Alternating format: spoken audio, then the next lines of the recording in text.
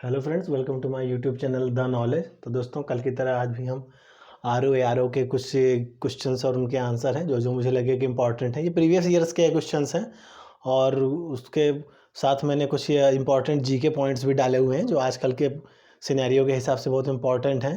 अब चूँकि कुछ दिनों में आर ओ का एग्ज़ाम होने वाला दोस्तों, तो अब हम कुछ दिन इसी के ऊपर कॉन्सेंट्रेट करेंगे। अच्छा एग्ज़ाम है लोक सेवा आयोग का, ग्रेजुएट वाले दे सकते हैं, तो इसको आप ज़रूर ध्यान दें। आइए दोस्तों, शुरू करते हैं। तो दोस्तों, पहला प्रॉब्लम था, भारतीय संविधान के अनुच्छेद 170 के अनुसार किसी राज्य के विधानसभा के सदस्यों की न्यूनतम तथा अधिकतम संख्या हो सकती है। तो इसका आंसर था दोस्तों 60 से 500। तो देखिए, ये नीचे लिखा है, किसी राज्य की विधानसभा में 500 से अधिक और 60 से कम सदस्य नहीं होंगे। ठीक है दोस्तों, फिर अगला क्वेश्चन था, भारतीय संविधान के किस अनुच्छेद में अस्पृश्यता की समाप्ति की व्यवस्था की गई है? अनुच्छेद 17 में दोस्तों। मतलब दोस्तों, आर्टिकल 17 में क्या लिखा है? Abolition of untouchability. ठीक दोस्तों, कि कोई भी किसी तरह की अस्पृश्यता नहीं कर सकता। और दोस्तों, उसी से एक पीछे है अनुच्छेद 16 में क्या है दोस्तों? लोक नियोजन में अवसर की समानता। आर्टिकल 16 में क्या है दोस्तों? Equal opportunities in public employment. मतलब कि पब्लिक एम्प्लॉयमेंट में सबको एक इक्वल अपॉर्चुनिटीज मिलेगी। तो ये आर्टिकल दोनों ध्यान दीजिएगा। अगला प्रॉब्लम था दोस्तों कि उत्तर प्रदेश में केंद्रीय क्षेत्र सांस्कृतिक केंद्र स्थापित है। तो दोस्तों, ये प्रयागराज में स्थित है। उसी से जुड़े हुए फैक्ट्स हैं। भारत कला भवन कहाँ है? वाराणसी में। ललित कला अकादमी कहाँ है? लखनऊ में। और जो ललित कला अकादमी के यूपी के अध्यक्ष हैं वो कौन है दोस्तों? राजेंद्र सिंह पुंडीर। अगला पॉइंट है, एक उसका रीजनिंग का क्वेश्चन था दोस्तों कि राम 1 किलोमीटर पूरब दिशा में चलकर फिर 5 किलोमीटर दक्षिण दिशा में चलता है, वहाँ से फिर 2 किलोमीटर पूरब दिशा में चलकर अंत में 9 किलोमीटर उत्तर दिशा में चलता है। वह अपने आरंभ बिंदु से कितनी दूरी पर है? तो दोस्तों, ये मैंने देखिए आपकी सुविधा के लिए ये डायग्राम बना दिया है, direction north south east west. तो हम इसी के हिसाब से दोस्तों जैसा जैसा क्वेश्चन में दिया है उस तरीके से उसको टलेंगे। सबसे पहले क्या है दोस्तों? पूरब दिशा में 1 किलोमीटर चलकर, मतलब इस तरफ 1 किलोमीटर चला दोस्तों। उसके बाद दक्षिण दिशा में 5 किलोमीटर चला दोस्तों। और उसके बाद दोस्तों 2 किलोमीटर पूरब दिशा में।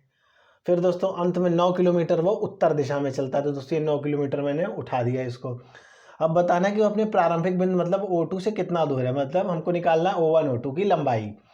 तो देख रहे हैं दोस्तों कि जैसे मैंने डॉटेड से मिला दिया तो ये एक राइट एंगल ट्रायंगल हो गया। तो अब हम सबसे पहले अगर इसका परपेंडिकुलर और बेस निकाल लेंगे तो दोस्तों हाइपोटेन्यूज हमको मिल जाएगा। तो अब जैसा कि हम डायग्राम में देख सकते हैं दोस्तों, ये 9 किलोमीटर था और दोस्तों ये इतना 5, तो इसको घटाएंगे तो ये हमारा 4 किलोमीटर आ जाएगा। उसी तरह दोस्तों ये 1 किलोमीटर है, ये 2, तो दोस्तों ये 2 1 3 हो गया है। देखिए जैसे लिखा मैंने, ये 4 और ये 3, तो हाइपोटेन्यूज कितना हो गया दोस्तों? 5 किलोमीटर। तो 5 किलोमीटर इसका आंसर है कि राम जो है अपने प्रारंभिक बिंदु से 5 किलोमीटर पर है। अगला पॉइंट है दोस्तों, ये मिसिंग नंबर्स का था। एक सीरीज दी हुई होती है तो उसमें आपको एक मिसिंग नंबर बताना होता है। तो ये भी एग्जाम में पूछा था। तो नंबर्स हैं 6, 24, 60, 120, 210 और उसके बाद अगला नंबर मिसिंग था दोस्तों, तो इसी को हमको बताना था। तो ये सब एक डिफिनेट पैटर्न पे आधारित होते हैं दोस्तों। तो आपको ध्यान से इन नंबर्स को देखना है, उनके समेसन को, उनके डिफरेंस को। डिफरेंस में भी ये कुछ पैटर्न, मतलब कुछ पैटर्न से वो सेट होते हैं। तो आइए देखते हैं दोस्तों। तो हमने इसका डिफरेंस देखा दोस्तों नंबर का, तो 18। कॉन्स्टिट्यूटिव नंबर्स का दोस्तों आप डिफरेंस निकालते जाइए। तो 18, फिर 36, फिर 60, फिर ये 120 में 90 जोड़ेंगे तो 210। फिर हमने देखा दोस्तों कि ये 6 के मल्टीप्लिकेबल्स हैं। तो 6 3 जा 18, 6 3 जा 36, 6 दहम्मा 60, 15 छक्का 90। फिर हमने देखा कि ये जो 6 के मल्टीप्लिकेबल्स हैं ये एक मतलब उस पैटर्न में बढ़ रहे हैं। तो पहले 3 और 6 के 3 का बीच गैप 3 था, 6 और 10 के बीच का गैप 4, 10 और 15 के बीच का 5। मतलब जो अगला 6 का मल्टीप्लिकेबल होगा वो 15 से 6 एक आगे आएगा, मतलब 15 6 21। तो x की वैल्यू क्या हो जाएगी दोस्तों? x बराबर पिछले में 210 और प्लस 21 इंटू 6, इन दोनों का मल्टीप्लिकेशन, वही तो आगे यहाँ आएगा दोस्तों। तो ये आ गया हमारा सम होके आ गया दोस्तों ये 336। तो ये थोड़ा अजीब सा था, इस वजह से मैंने डाल दिया इस क्वेश्चन को।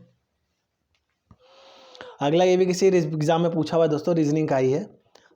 एक परीक्षा में 40% छात्र गणित में फेल हुए, 30% अंग्रेजी में फेल हुए और दोस्तों 10% दोनों में फेल हो गए। तो अब हमको बताना है कि दोनों विषयों में पास होने वाले छात्रों का प्रतिशत कितना है। तो दोस्तों इस जब भी इस तरह के परसेंटेज वाले सवाल आए तो दोस्तों आप इसको वेन डायग्राम से करिए। ये हाई स्कूल के अलजेब्रा में रहता है वेन डायग्राम। तो इसमें देखिए दोस्तों हमने मैथ्स बना लिया, ये इंग्लिश का एक सर्किल बना लिया, और चूंकि कुछ कॉमन पोर्शन भी था इसलिए हमने एक कॉमन पोर्शन भी बना लिया। अब देखिए दोस्तों मैथ्स में कितने स्टूडेंट फेल हुए थे, 40। तो ये दोस्तों है ये फेल वेन डायग्राम है, मतलब फेल हुए बच्चों का वेन डायग्राम है। इंग्लिश में फेल हुए थे 30 और बोथ में हुए थे 10। तो देखिए दोस्तों गणित का हो गया 30 और 10 40, मतलब 40% गणित में फेल हुए। इंग्लिश में फेल हुए थे 30, तो 20 और ये 10, मतलब ये टोटल फेल होने वाले छात्रों का सिनेरियो हो गया वेन डायग्राम में। अब पूछा है कि कितने दोनों विषयों में कितने पास हुए हैं, तो दोस्तों 100 में से टोटल परसेंटेज घटा देंगे तो हमको उन स्टूडेंट्स का परसेंटेज मालूम हो जाएगा, तो दोनों में पास हैं।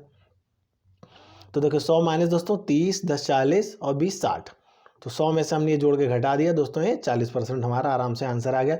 इस तरीके के जब भी क्वेश्चन आए दोस्तों तो आप याद रखिए उसको वेन डायग्राम से ही करना है, तभी आप उसको सक्सेसफुली कर पाएंगे। बहुत सिंपल होगा, 2 मिनट में आपका क्वेश्चन सॉल्व हो जाएगा। अगला क्वेश्चन था दोस्तों ये इस तरीके का, एक मिसिंग नंबर का ये भी था। तो एक रेक्टेंगुलर ब्लॉक में 3 नंबर्स दिए हुए थे, 9 8 7 4 5 6 20 12, और यहाँ क्वेश्चन मार्क था। तो दोस्तों जैसा कि हम सिंपली देख सकते हैं कि बीच वाली रो का जो नंबर है वो दोनों का एवरेज है, तो बस हमने वही लगाया 20 धन x बाई 2 इक्वल टू 12 और x इक्वल टू हमारा 4 आ गया। ठीक है दोस्तों, 4 इज द करेक्ट आंसर इसका। ये सिंपल था।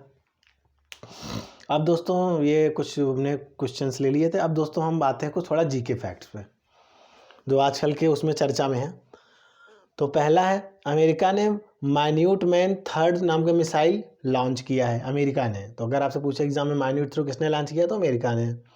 अगला पॉइंट है, एस के वसंतन को एजुथेचन पुरस्कारम दिया गया है। केरला का कोई पुरस्कार है जिसका नाम है एजुथेचन पुरस्कारम, साहित्य के क्षेत्र में दिया है, लिटरेचर के क्षेत्र में। ठीक है दोस्तों।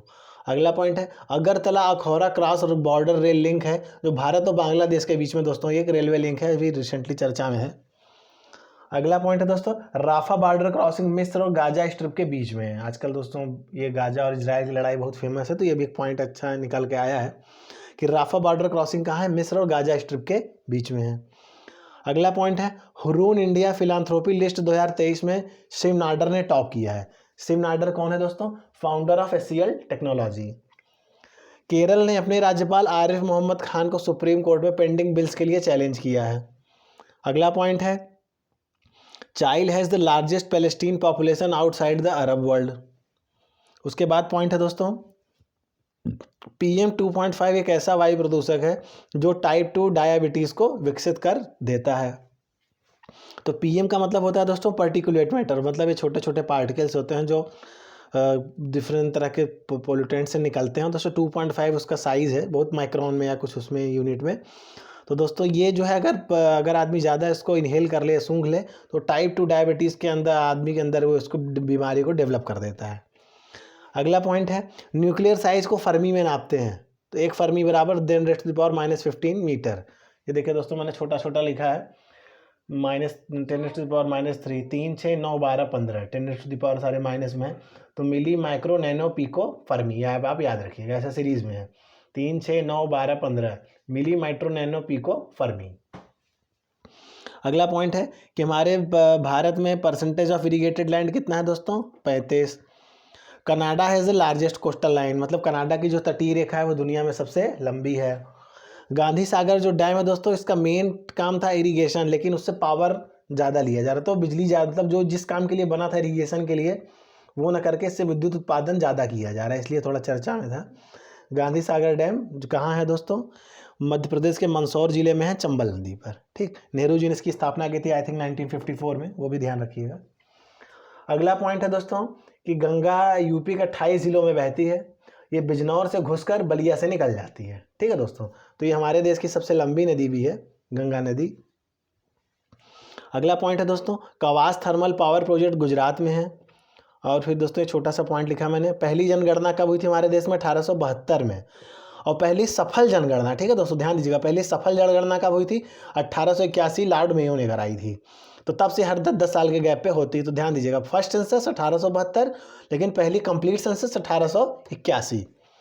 अगला पॉइंट है दोस्तों कि सेंस जो जनगणना है वो संघ सूची में आता है अनुच्छेद 246 में, और 7वें शेड्यूल में ये सीरियल नंबर 69 पे है। ठीक है दोस्तों, तो ये याद रखिए, इंपॉर्टेंट है, क्योंकि सेंसस अभी पेंडिंग है, इस वजह से मैंने डाल दिया ये पॉइंट। अगला है व्हीट थ्राइव्स बेस्ट इन, मतलब गेहूं सबसे ज़्यादा उगता है किस तरह की मिट्टी में? वेल ड्रेन्ड लोमी सॉइल में। ठीक है, वेल ड्रेन्ड लोमी सॉइल में। तो दोस्तों ये आज का था हमारा टॉपिक आर के लिए। तो उसमें से रीजनिंग में भी आपने हम काफ़ी कुछ सीख सकते हैं, और करंट अफेयर्स भी है, एक बार आप ज़रूर ध्यान दीजिएगा। और आगे भी हम आर के क्वेश्चन कराते रहेंगे। और क्या कहते हैं, आप कमेंट बॉक्स में बताइए कि सर इस तरह के क्वेश्चन डालिए, आज इस पर वीडियो डालिए, तो मैं वो भी करूँगा। लाइक सब्सक्राइब करते रहें दोस्तों, और वीडियो को रेगुलरली वॉच करते रहें। Thank you.